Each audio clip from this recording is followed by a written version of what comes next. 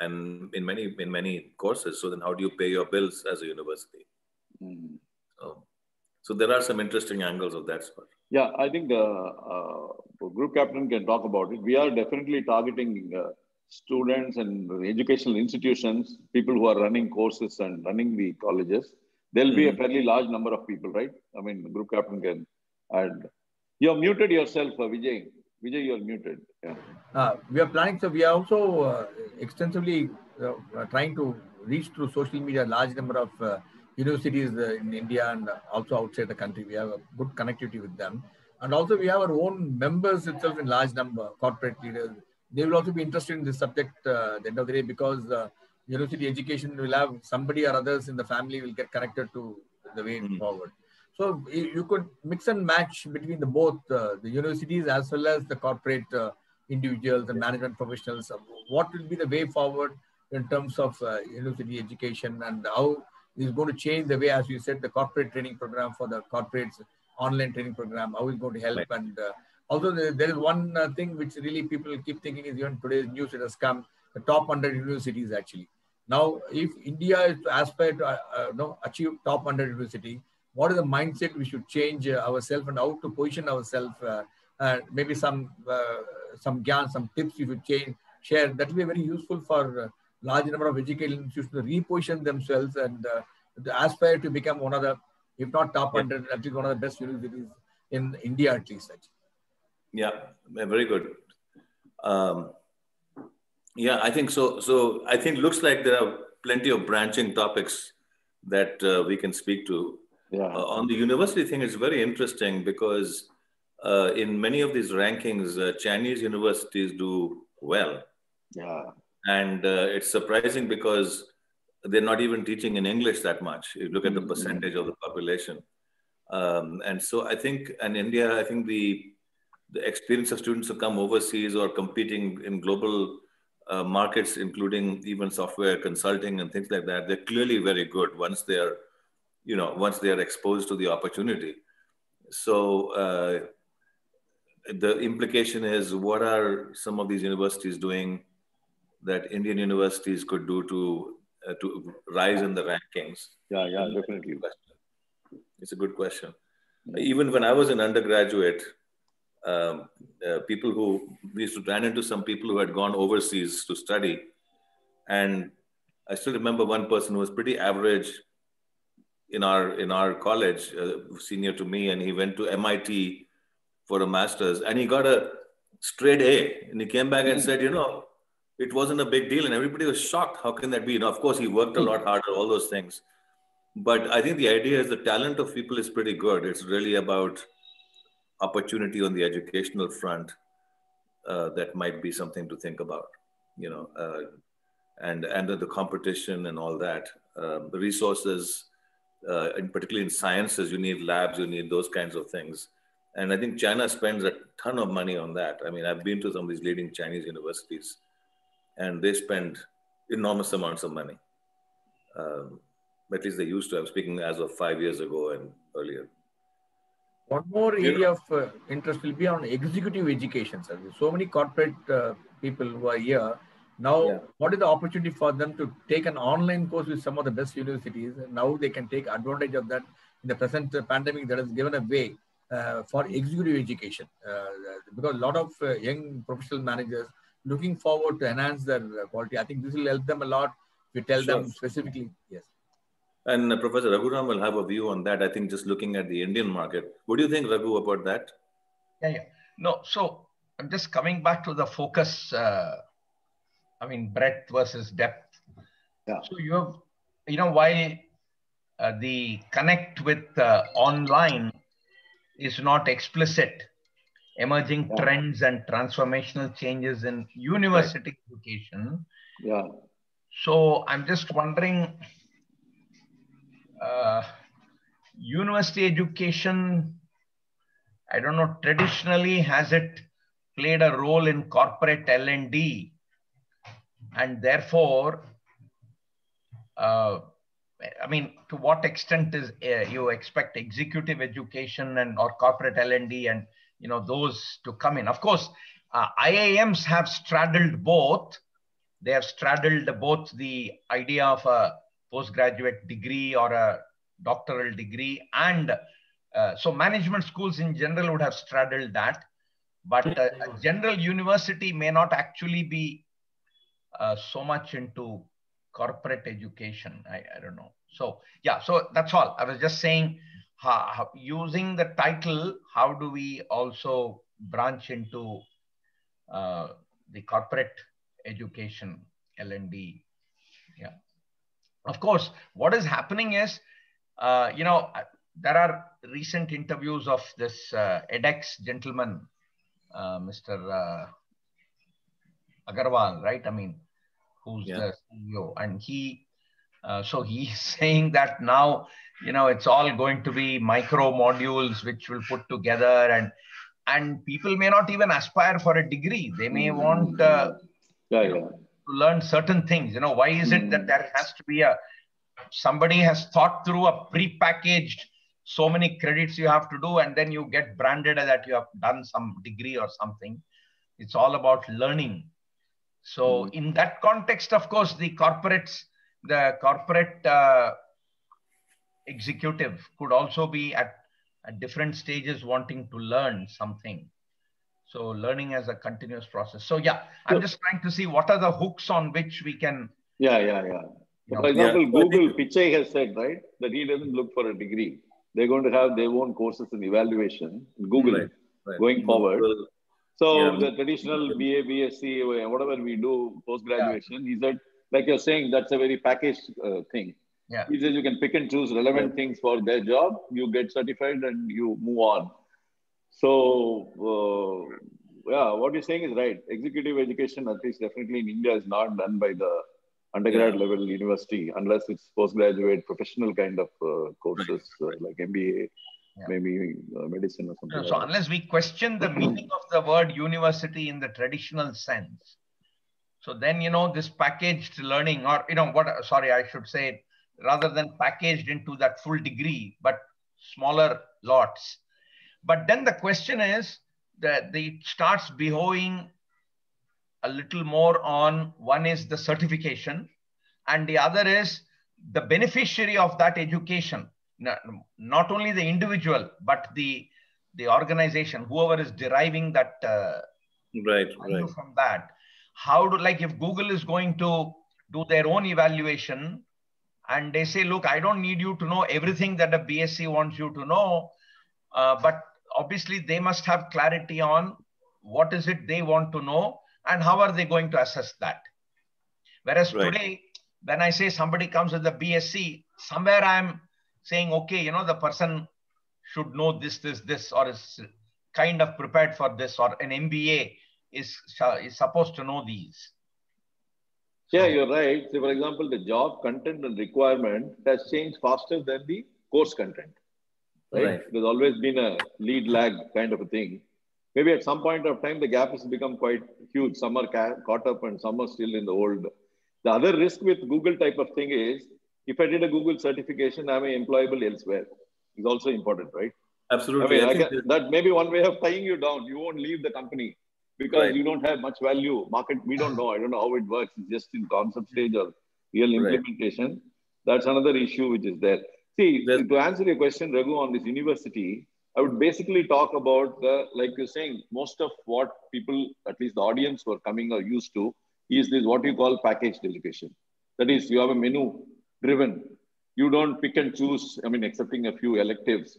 So what does it mean to tell them that this need not be the only way in which you can operate?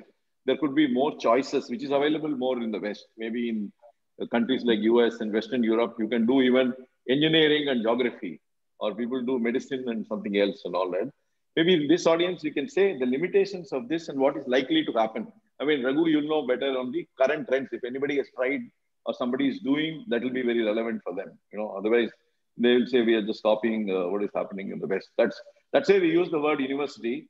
Initially, we thought whether we'll restrict it to management education. Sometimes it becomes very elite in the approach, right?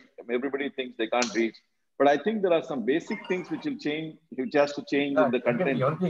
The input of undergrads and the output of the postgrad is the idea which we thought when we proposed this. Right. So my suggestion is we keep it at university, but we allow a bit of discussion on mid-career education.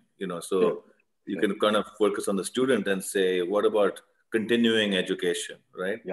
And that would be one way of not getting into the corporate universities, because I think it's still new. Corporate universities are new, and one of the problems is, since we are in the business, as it were, is that if Google has its own university, they can put anybody in front of the classroom and say, he's the expert or she's the expert. Correct. But in a university, there's some kind of a vetting process. So the person who's standing in front of you is, in fact, qualified. Then the other part, by the way, is somebody showed me an online video, I think I mentioned to Raghu, where there was an amazing looking professor giving a talk. And it turns out he's an actor. He's not a professor. He just looks like a professor, but he's reading from somebody else's notes, but he's delivering in an amazing way. Amitabh Bachchan giving a class, right? Whatever it is, courage, I mean, so there's a question, as to who's in front of the class. Yeah. I mean, you went to IIM Ahmedabad, people had been vetted and had, the experience and so on. So I think there's some interesting challenges. Yeah. Dr. Ganesh just called up. We got stuck in front of Safai. He'll be joining any moment. Not to worry, because all the discussion and recording, so that he can have a look at it. He will understand what we discussed actually. So no issue. He'll be joining any moment, and he misunderstood 6 o'clock to 6:30. That's okay. So there is also the other thing that Professor Raghuram and I talked about, which was with the micro degree kind of thing, micro modules, which edX kind of thing, that it has an implication for staffing of universities. Many companies have replaced long-term employees with contract employees, right? And you can do the same thing with these micro courses. You say, you tell me, so I teach, 3 courses over a year. They can say, that I found somebody who can, on contract, do each of the 3 courses for a certain fee, and we don't need you, right? So immediately what happens is that now you have a variable workforce outside of the university that is delivering under the university's badge. And once you get down that path of, saving 60% of your cost or 70% of your cost, you're not going to come back, So there are some very interesting implications. Yeah, we have typically in organizations contract workmen versus people who are permanent. People who are permanent, we think are more committed and, have more this thing on quality and all that. Contract fellows will be cheaper. In the short run, they're very productive as well because they are worried about their job, right? Right. So, they have no commitment to the university school. See, but I think you all have done this so many years, so you know better. See, there is something about education. There are some basic things one ought to know, right? It's not a question of whether you use that in the job. It's something like, what we learn in school, many of it is a foundation. On that foundation, you build. Otherwise, you can't come and do something. Absolutely. Similarly, even at any level, at graduate or undergraduate or whatever level, there are some basic things which has to be delivered, which an university kind of an education as it stands is definitely good. Because my mind gets prepared for something, then I absorb better. But I can't straight away get into a sliver of depth, which becomes very difficult for me. What is happening today is probably there are a lot of niches, especially with the digitalization and web and all that. You want to know only about a particular item of a South Indian cuisine, you can go deep. But the guy who's done it has to know much more than that, right? Yeah. It is not somebody who does only that. Some of the people get carried away, saying he's just doing only small things. Somebody is actually just doing the design of greeting cards and making business, Yeah. Nobody thought of that earlier. But they know so many other things, then they funneled it into this. They know something about greeting cards, something about the web, something about marketing and all that. So for that, you need some foundation as well. So definitely there are changes required with the times, but there are certain basic things which shape our, maybe our intellect and our attitude towards learning is what I think. I mean, I put it in a very crude way, but you guys it's be able to know a deeper thing of what I'm saying. Yeah. So it's not that everything needs to be thrown out through the window, is what I'm trying to say. Yeah. It's an excellent point, because those fundamentals build certain ability to absorb new material, right? So if you want to be to take a concrete example, you want to be a physicist, you need to go through a lot of mathematics, even if you don't think it's relevant, because you just won't be able to absorb what's there. If, when you get to, you say, I love physics, I really don't like mathematics. But I think in colleges, the progression has been set up for a particular reason. And I think the other point you're making, which I think is really interesting, is these fundamentals give you the ability to absorb and continue to educate yourself. If you don't have those fundamentals, you cannot absorb new things because you're missing certain pieces. So I think self-direct, so it's possible with self-direct learning, people can get all that, but do they get the right advice? Maybe they do, a lot of narrow and specific courses, and they don't get the core that drives the rest. We had our core in IIM. I think not many people liked the core, but it was important, Yeah. I think our learning was very high in the first year. Yeah. Because it totally changes your mindset. Changes your mindset. Second year is like a little cakewalk. You pick up things here, but fundamentally, if you miss the first year, you can't join the second year and do this. Whatever may be your background and IQ, etc. So see, there is a general feeling also, because of the digital world, everything should be faster. It's more productive. The oldies or the old way of doing things is inefficient. But I think there is an incubation period for everything also. You can't cram everything into, one day you do 24 hours and you can do it fast. So I'm sure there is a, way brain absorbs, and there's a learning process by which, that's why schools, whatever they did, you can't now say you can do it in 12 years, in 8 years because of digital or something. Because there is a lot of growing up and other things which we cherish. I mean, quite a bit about school more than anything else. Right. So there's somewhere about what is it that we are doing today fundamentally, or to be kept in mind. The form and the delivery mechanism could change, but it may not change. But what needs to change vis-a-vis the times, and starkingly, you can't cover everything in 45 minutes. Hello, Dr. Ganesh joined. Yes. Good evening. Namaste. And I apologize. I made a wrong estimate of the time. Please forgive me. I'm really sorry. No problem. No problem. Yeah. I think the names are there, Dr. Ganesh, Arbir and Guram. Sure. Yeah. I mean, we three were classmates, same batch in IIM. Very nice. Very nice. So that's one thing. Okay. So good get together for us. The selection of the panel is highly skewed and related party transactions. No, it's skewed more in terms of ads rather than. I'm sure intellectually you will not be skewed. It'll be there'll be enough variety, to offer to the audience. So that's that. Okay. Yeah, that's true. So once again, please pardon me for having been caught. I made a mistake, and I'm really sorry for that. No. It's okay. It happens to all of us. We've been discussing this panel anyway, so that was sure. Whatever discussed so far, I recorded and shared with you. Yeah, but great. you can discuss because Professor Arbir has to go by about another. I know. I did read the mail.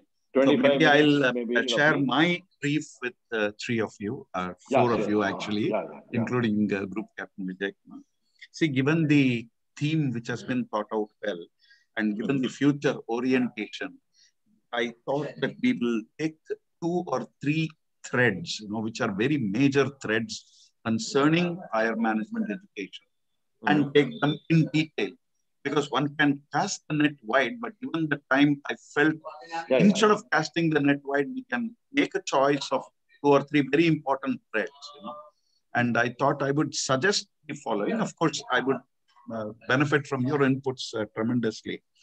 The first one was with respect to the leadership implications to management institutions.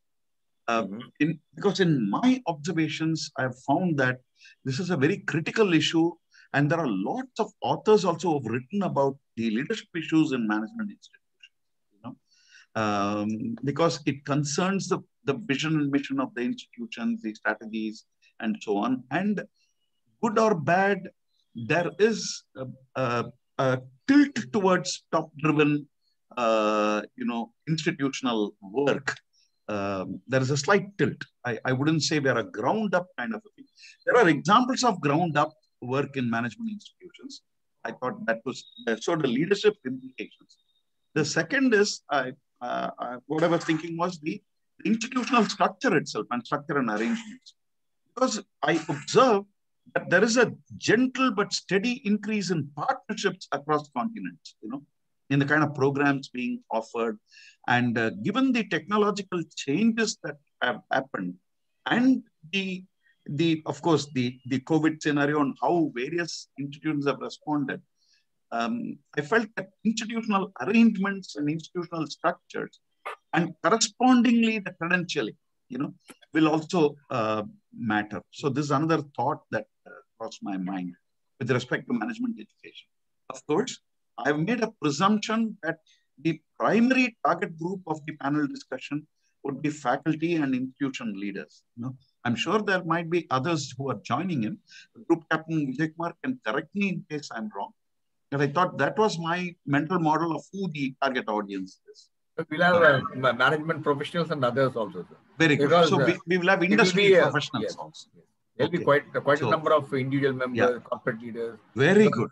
So given industry professionals, one more dimension that crossed my mind was with respect to the kind of credentialing across work, which means we're looking at continuing education and management. Not only the foundational programs, what kind of continuing education programs are likely to emerge as we go along.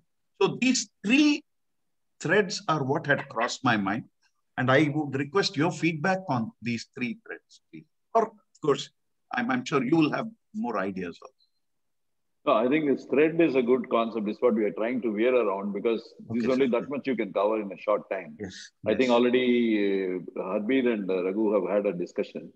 So I request Raghu to comment and then say how to funnel it into whatever can be handled, actually.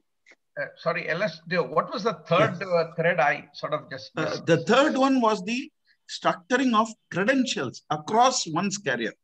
That means we are looking at continuing education, executive education, leadership experience building, and so on. So that was one across stages. That is because today, Raghu, one background was there is a shift towards micro credentialing happening in many institutions. Probably Dr. Harbir may be able to throw some light.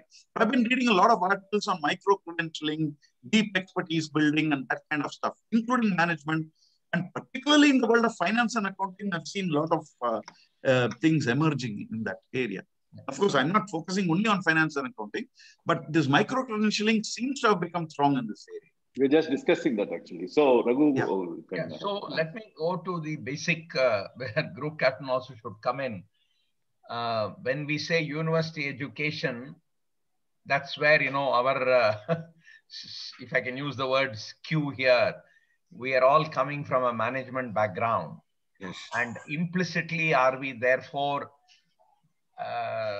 talking about management education? I mean, I don't know, of course, LS has probably comes from an institution with the wider spectrum. Maybe Harbir, of course, has totally Wharton University. So what about engineering? What about MTechs? How are these things also being, the BTech and the MTech programs, new kinds of programs that are coming in? So do we want to address that? Because when you talk your first thread, you said leadership issues in management. And again, I missed whether you were talking leadership issues in management as in the management field or management institutions.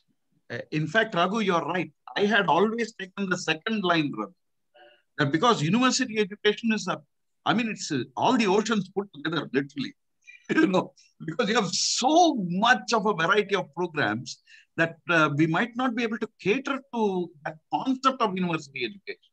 Because today we are even looking at legal universities, medical universities. You got that, no? No. In fact, I wanted to bring in I mean, as I see, there are three types of educational outputs. One is, of course, the conceptual education, which sometimes, even learning to learn, okay, which we talk about, so that, these micro things. So the other is, of course, mid-career, continuing education and all that. And the third is skills. I mean, in India, this is becoming a big thing now. And there are universities coming up that they want to focus on skills, or where they say, do a 1 year, you get something, a diploma, you do a second year, you get an advanced diploma, and then you do a third year any other time, and you get your degree, right? I mean, that is the format in which Harbir, in case, I mean, I don't know in US also, but in India, the whole push on skills, and there are all kinds of universities coming up today, or existing universities being called upon to also get into the skill domain, So anyway, I'm just sorry to, because I think we have to balance the breadth versus depth issue, keeping in view the audience. And that's, I just thought I'd raise this. So let me ask along those lines, let me ask a question on timeline of the session. Dr. Ganesh, I think it might be, so we'll have a question period where people can, the audience. Absolutely. So do you have in mind, the two of us or the three of us or the four of us talking about specific, 5 minutes each or 7 minutes each as an overview? And then we have maybe that covers 30 minutes and then we have 20 minutes of questions, because that will allow us to, keep control of the session, because those who are interested in one particular thing may take it in that direction, right? So we want to make sure people have an overarching and a compact, like a coherent view of what it is that we are talking about. Okay. So I'm sure you have a plan on that. So maybe you can tell us and then I can prepare accordingly. Yeah. Total, in fact, Professor, we allocated 1 hour, 45 minutes. Yeah. Where introduction and overview by Mr. Ramkumar should take about maximum 10 minutes. Thereafter, the entire time is at your disposal. In fact, we did a different program a few months ago under the aegis of MMA and Group Captain Vijay Kumar's leadership in that.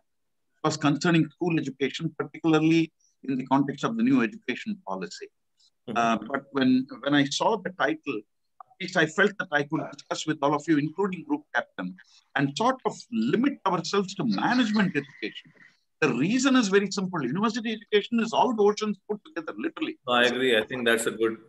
Very large canvas, extremely large canvas, because you're looking at humanities, social sciences, commerce, pure sciences, law, and medicine, and agriculture. Because you have all types of universities. And the audience. It's what the audience is. I felt given our background and the resource people here, I mean, Raghu, Ramkumar, and you particularly, I felt that it might be a good idea to sort of focus even the title on management education. Yeah, I think Vijay, we can look at that, not university. I agree with you, Doctor. It makes sense what you're saying. We can change the topic to management education rather than university. Yeah, we might be attempting to boil the ocean. No. I think we also debated. In fact, Raghu asked the question very first day when I spoke to him. What all you want to cover the management? I think this is something which is good, which come up. So Vijay, we'll change it to management education. Management education. I think there are a lot of people who come there for management education only, because being a management association will also be relevant to the. Yeah, it's not a technical kind of association. So everybody has interest in management. Yeah. So that's a very good point. I think we can go ahead straight away with that. That's good, sir. I think that's also behoves the group a little better in terms of what we have been doing. Yes. Yeah. Okay, that's one. So I gather, therefore, your soft copy brochure can be changed. Can modify. Already done, sir. We already given. I'll share it with you. The write-up about me, I don't know. I don't know whether I was asked or that right up somewhere it has been taken a list of my positions. I have a, you know, a 2-3 somewhat like what Harbir has given. I can please send that if please. You this is only draft actually. We picked up from LinkedIn. What I would request you, sir, if you share, send me your profile and picture, we'll modify it. Everything I'll modify and send it to you tomorrow. No problem. Similarly, Mr. Ganesh also, you can do that. Ramkumar, you check your profile also. We'll modify it. Okay. Great. No problem at all. You send it to me by tomorrow evening, it's fine. Yeah. So, Group Captain, one thing we could do, and since Harbir may have to leave, given the time you have indicated, one thing I will do is, by tomorrow, I'll send an email giving some overview of what the plan is. As you've asked, you know, what will be the structure of the overall panel discussion, including the Q&A with the participants. Right. So that will be available for another 15 minutes, actually. Is it, am I correct, Professor? So we actually, our last one went very well, Group Captain, you may recall. Yes. You had very good feedback. Doctor, there's one thing I want to say, given that we're also taking into account Harbir's time constraint of maximum 15 minutes. See, given the time we have now, the threads you talked about, if we can come to a broad agreement on those 3 or 4. In fact, you could suggest also Ramkumar, Raghu and Harbir. I mean, I'm just asking, Raghu and Harbir have had a discussion and they have a lot of ideas. After that, I will be able to add, maybe they will cover most of it. So maybe Harbir, maybe Raghu can start. With the 3 threads he said, I think continuing education we discussed even before you came. Actually. Very good. That's a good one.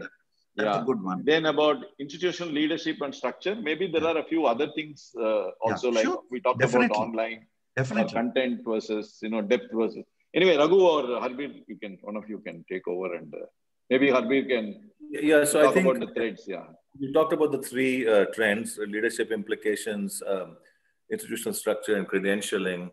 I would say one more thing could just be the role of technology in changing university activities, and that could almost be the second one. I think the first one could be credentialing, because there's a tension between the two, right? Credentialing is, if you're going to be a doctor, or let's take business, you have to, you've got to do accounting, you have to know, journal entries and go from that to a financial statement. And if people do a micro course and something else, they don't know enough about that. So credentialing is important. Raghu and I talked about within that, the idea of the journey of the student. When you fragment it, the journey of the student gets messed up. But then after credentialing, the online, the technology and how it is changing university activity. And then I think I like your other 2 on both. I would say leadership is the 4th point, because it's about what does this mean for leadership, right? That's what I was saying. Correct. So can I... yes, Raghu. One of the things we, when you're maybe going around because of technology and the possibility of education being broken down into smaller elements or just focused elements. So is there, who takes ownership of an educational journey? So are we saying that it will move towards the individual, but then, the credentialing becomes important, because today when I join, so if we are restricting to management, so let's say a BBA or an MBA, obviously I think is still the more popular degree. There is an ownership by some institution that is taking you through that journey. So that is one. Second, of course, you have continuing education. In management, it is reasonably well established. But even there, to bring the idea of partnerships, you see, Wharton may have had its brand on executive education. IAMA may have had its brand, but today, because of technology, there are intermediary players, and at least one of the players who's becoming big is, we talked about it, Eruditus. What it is doing is, Eruditus is picking up some module from the MIT slew of programs, or they have been approaching IAMA, IIM Bangalore, who, because of the older mindset, I mean, I'm using older, let me say legacy mindset, we're saying, no, that's our brand, and how can part of ours go into some other program where somebody is putting it together. You know, we at least in India, we haven't yet opened ourselves up to this. Though second level institutions in India have opened themselves up to eruditus, or eruditus has gone around building a market. In fact, I'm not sure even ISB may be offering some of their topics through eruditus. But I'm just saying that intermediary model, is that going to grow? So maybe, you know, maybe it fits under your partnership. Partnerships and structures, institutional dual degrees are coming in. It has not become as much of a success as we thought it was, like both at IIMA and IIM Bangalore. Probably dual degrees, we have tied up with about 10, 12 institutions. And maybe out of 400 and odd students, about 20 are signing up for dual degrees, which typically will take you more than the 2 years. You can't get your degree in the second year, you know, because you're doing the union of what the two institutions want. So you're kind of moving into the third year. Now, that's another dimension of partnership. So anyway, I just thought sharing some. I think on the, since we're running a little bit tight on time, the only other point I would mention is, I think speaking of eruditus, but the implications for leadership, I think one of them is the highly prestigious institutions versus those that are climbers versus those that are kind of surviving, right? And how do these trends affect the three of them? And in particular, I think those that are kind of surviving, many of them might be under threat because of these new ways of doing business. But then I think what Professor Raghuram is saying, and I agree with you, Raghu, is that there could be a flight to quality. And so the top institutions will actually become even more conscious of their brand and the journey to justify and to be immune to some of these pressures, or build some kind of a wall, because otherwise you're commoditizing yourself, right? You're saying that you can take my star professor and do this, and then my other students will have to do. So there's some very interesting trends. And without a doubt, I think already in the US, many even middle-level programs are scaling down in some of their degrees. Oh. In size, I mean. Okay. Yeah, no, that will be interesting to bring in too, now that we are focusing on management education. Yeah. In the US, what is the impact on the reduced MBA enrollments? Of course, I don't know how much it is affecting the top schools, though Harvard, our friend in Harvard, the senior associate dean from IIM, who's an IIM Bangalore alum, head of Harvard Business Publishing, just his name slips my mind. Anyway, he's on the board of IIM Bangalore, and he always says, you guys are so lucky. I mean, you still have selectivity, you know, whereas Harvard is having to reach out, and it's having to, you know, it's constantly worried of that enrollments will fall. And that worry is far more serious at, I think, level 2 institutions in the US, some of whom are even closing down, right? Yes. So I don't know what it is. I mean, that will be an interesting contrast between there and in India. At least in India, the A- category schools are still, you know, we are in the seller's market. And I think India also has, it's sort of an industry analysis question. India has unmet demand at the degree level, and the US has excess capacity. So what you see in the US is actually what might be happening in India a few years later in some sense because of that. So raises one question, Harbir. Should we have a slant in our panel discussion towards India? A slant? Or do you feel, I think we should. India should. Or do we really look at it globally? I mean, Vijay Kumar, what do you feel we could do? Should we slant it towards India? I think it should be, because audience is here. I think we should, Harbir's presence will give a view of what's happening, you know, in the worldwide. Plus the fact that he's gone from here brings a lot of credibility. If we not brought an American professor, then it's totally different. They understand he studied here. So what he's going to say is, I mean, what he's saying is relevant to us. So I think definitely it is for this audience. Yeah. We're not going to talk. As I said again, we have to funnel. Otherwise, we'll get very wide in the thing. Harbir's role. No. While I think Harbir and I had discussed it, we must position it for takeaways for the Indian audience. Yes. Very good. Very good. His role is very important because, in some sense, like exactly what he said now, what has happened in the US could be happening in 5-10 years, and we better, be aware of it. Yeah, exactly. Yeah, definitely that what happens there is going to happen here. So Harbir can talk with more authenticity because it has happened and they are seeing it, right? Very good. Right. And then to validate, we have on the ground you and Dr. Raghuram. So because we are practicing it daily. Oh, so absolutely. I think, and India will, of course, there'll be its own path. It's a young country with unmet demand.